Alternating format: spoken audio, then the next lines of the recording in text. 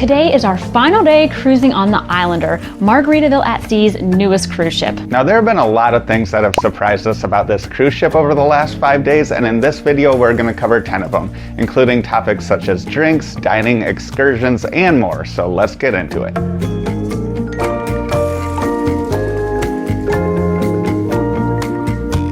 Perhaps the thing I love the most about cruising on the Islander that's different than your major cruise lines is the casual atmosphere in the main dining room. Now, I'm the type of guy that can pretty much live in shorts and flip-flops, and I love the fact that I can go to dinner wearing just that on the Islander. And you probably could get by on a cruise on the Islander packing nothing but short shirts and flip-flops. Now, I did pack some dress shoes and some dress pants, but I'm happy to say that I never even had to get them out of my suitcase. Now, of course, if you're someone that enjoys dressing up for dinner, you can still dress up to dine at Finn's, as everyone is welcome there. But if you want a little bit of an elevated dining experience, you can go one floor up. At the Islander dining room where I am right now, here you will find a little bit more of a fancier dining setting. And while you will have to pay an upcharge to dine here, there are some premium menu items available.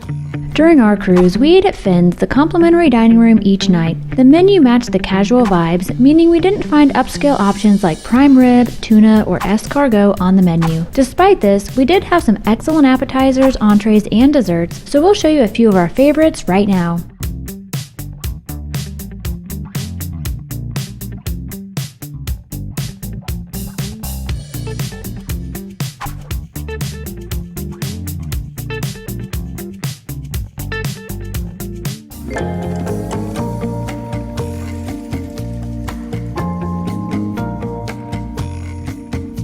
Now, knowing this ship was going to have a cheeseburger in paradise on it, we were expecting the burgers to be good. What we weren't expecting were things like the coffee, the sushi, and the pizza to be so good. The coffee from the coffee shop was some of the best we've had on a cruise ship, and the sushi was made to order. It looked great and tasted even better. Now, like the sushi, the pizza is made to order, and we liked it so much that it ranks as one of our top 2 cruise ship pizzas. We should also mention the complimentary taco bar on the Islander. Our favorite protein was the pork, as it was very tender and flavorful, and we loved all the options for toppings, especially the guacamole, salsas, and pickled red onions.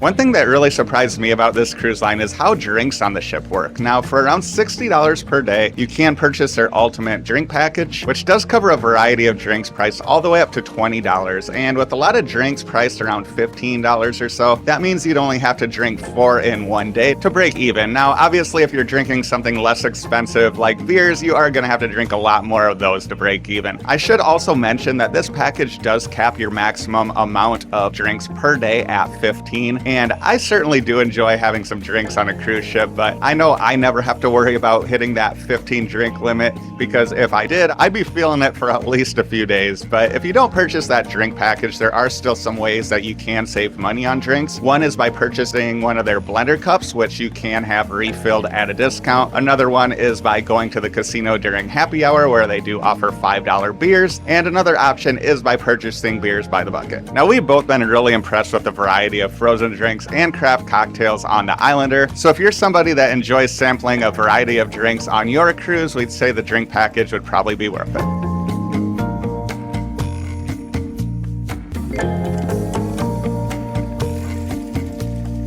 Now, in addition to a wide variety of craft cocktails, I was really surprised by the non-alcoholic options. For example, at the Farside Bar, they had a non-alcoholic tequila. It was actually in one of their signature cocktails, but you could also order it in other drinks too. There you could also do boba tea and milk tea. They had tapioca balls and popping boba with various flavors. The Coral Reef Lounge, where we're at right now, did offer a few mocktails as well, and there were several other bartenders throughout the ship who were willing to make mocktails even when they weren't on the menu.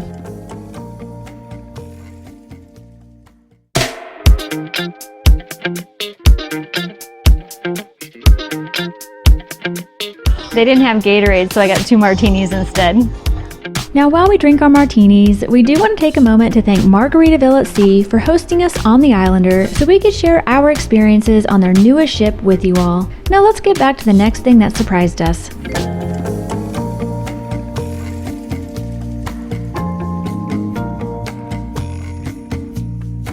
Another thing that surprised us has to do with the excursions. Because Margaritaville at sea is a smaller cruise line, we thought that the options could be limited. But when we looked online, we were happy to see there were a variety of options for each port. Now, we were booked on 2 excursions for this cruise.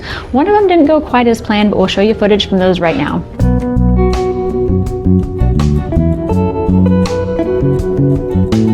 We have just pulled into Key West. We're waiting in the lowest level of the theater for our excursion to start. Now, it did just rain out there, so we are hoping that it clears up and that water looks as blue as we know it can be.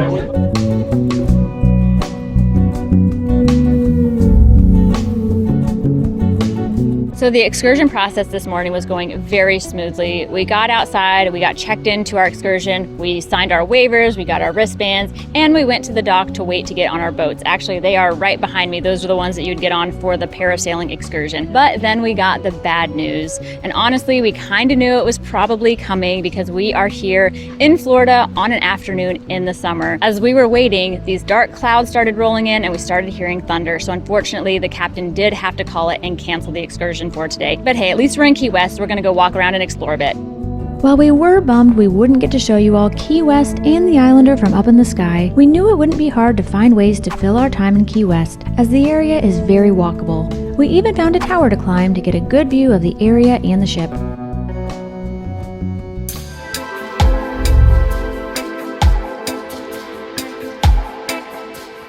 It's about 8:30 in the morning. We just got off the ship and we are waiting for our excursion to go snorkel with sharks and stingrays. Neither of us have ever snorkeled with sharks or stingrays. I know I'm pretty excited. I think Jamie's a little bit nervous, but I think she'll have fun.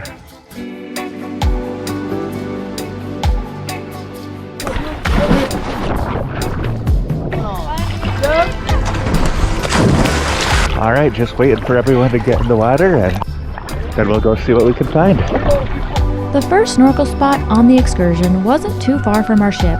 Our guides were awesome, as they would dive down to point out fish and other things that we otherwise would have missed. While we share a little more snorkeling footage, we do want to thank you all for watching. If you've enjoyed this video so far, be sure to give it a like. And if you're new to our channel, welcome. We're Jamie and Skylar. We'd love for you to consider subscribing and turning the notifications on for more cruise, resort, and travel content.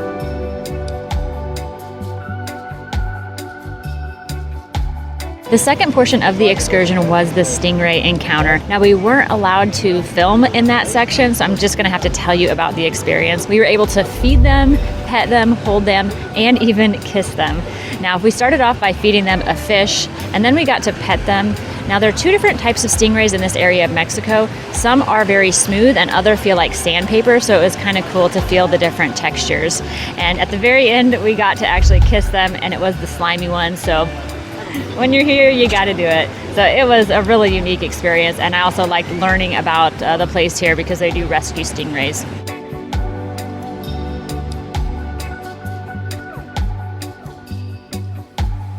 The third part of this excursion was the snorkeling with stingrays and sharks. And that was probably my favorite because I've always wanted to snorkel with sharks. Now, I had heard that nurse sharks were a little bit timid, and we did find this to be the case because we couldn't even find them at first, but eventually they did come out and swim with us, although they definitely weren't interested in getting nearly as close to us as the stingrays did.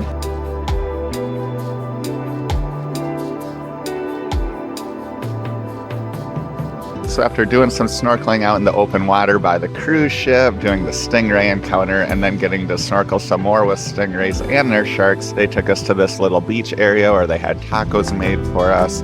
They have rum punch, margaritas, cervezas. It's been a really good excursion so far.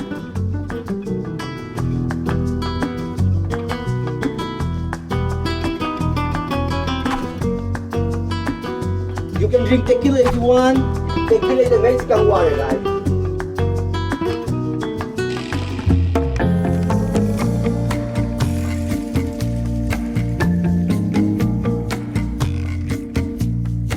another thing we have to talk about is the music. Now, I should probably start off by saying that both of us do enjoy Jimmy Buffett, but we're definitely not super fans, and I think we were a little concerned that by the end of this cruise, we would be sick of Jimmy Buffett music. And while they definitely did play a few Jimmy Buffett songs here and there, they also mixed it up with a variety of other rock songs as well as some country and reggae. But what we didn't hear on this ship was the same old pop song blasted over and over, and we really appreciated that. Now, one thing that really stood out to us was at dinner. When you're typically used to hearing lounge music on most cruises, Margaritaville is playing things such as Led Zeppelin, The Doors, and all other sorts of classic rock, and we loved it. Staying on the topic of music, I think we were both really impressed by the live music as well. We found there to be as many options for live music on this ship as some other cruise ships we've been on that are twice as big. We also found the musicians on the ship to generally be really talented, and we love the fact that the music performances in the theater were also backed up by a live band. Now I know we mentioned this in our Islander tour, but the Conky Tonkin Theater Show really did surprise us. This is the only country theater show we've seen on a cruise ship, and it did not disappoint. You won't want to miss it when you cruise on the Islander.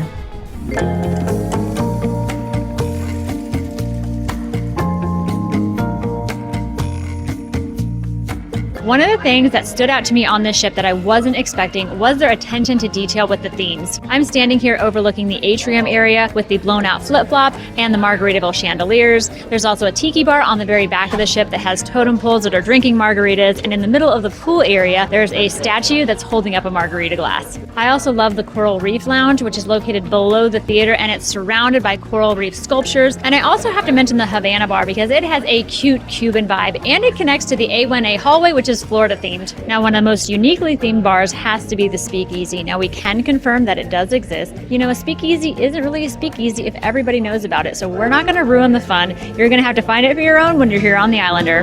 Staying on the topic of themes, the Islander did have 2 theme nights during our cruise. One was Boots and Bubbles, and the other was Rock the Trop, so don't forget to pack your boots, cowboy hats, and tropical attire.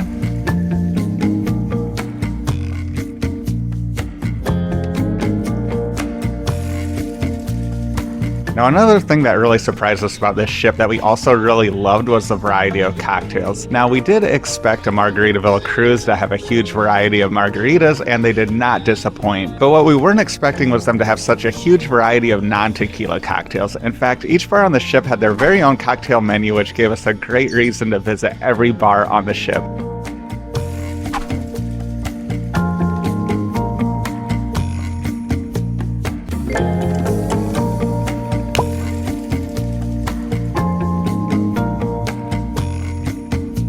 We even spent time at places like the casino bar because they did have a few cocktails that you could only get there. Now, even though we did do our best to try all of the cocktails on this ship, there were so many we didn't come anywhere close. Now, a couple of my personal favorites include the smoked old fashioned that you can get right here at the Hemisphere bar, and the Mexican martini that you can get right next door at the Flip Flop bar.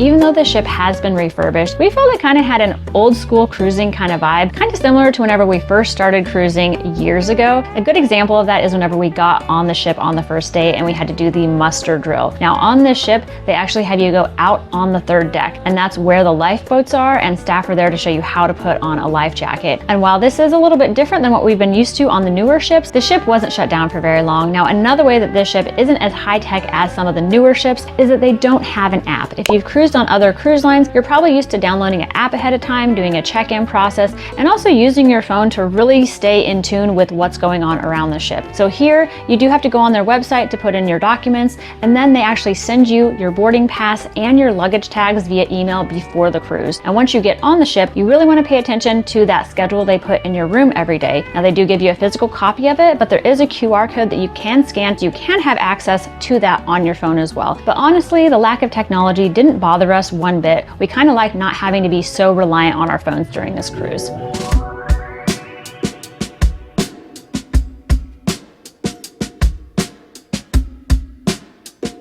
Now, another thing that surprised us about cruising on the Islander was just how smoothly everything went. Now, anytime you have a cruise ship that's only been sailing for a couple months, there's obviously still going to be some kinks, and we did still find a couple. One of those issues being that the ship was a little bit on the warm side for the first couple of days, but thankfully they did address that by day 3 when the ship cooled down significantly. Another issue we noticed was that some of the automatic doors did not open automatically, and we did have to physically open them, but again, not that big of a deal. Now, one thing that we'd say definitely did go more smoothly than expected was the onboarding process. We were able to get on the ship quickly. Our drink package was already connected to our cards when we got on board, and the only time we had to visit the customer service desk was to check our balance or when we lost one of our ship cards. Another thing that surprised us quite a bit was the service. I think we both expected that on a sailing that's only been going for a couple of months, the staff just wouldn't be as experienced, maybe wouldn't work together quite as well, and maybe wouldn't provide as efficient and friendly service as you find on some other cruise lines that have been sailing longer. But dinner service was always quick, the staff was friendly and helpful, and our room attendant always kept our room looking really tidy. And in general, the staff just always seemed to have smiles on their faces. Now that you know what surprised us about the Islander, you might be curious about where to find everything on this ship. So to see the Ultimate Islander tour, click on this video next. Thanks for watching.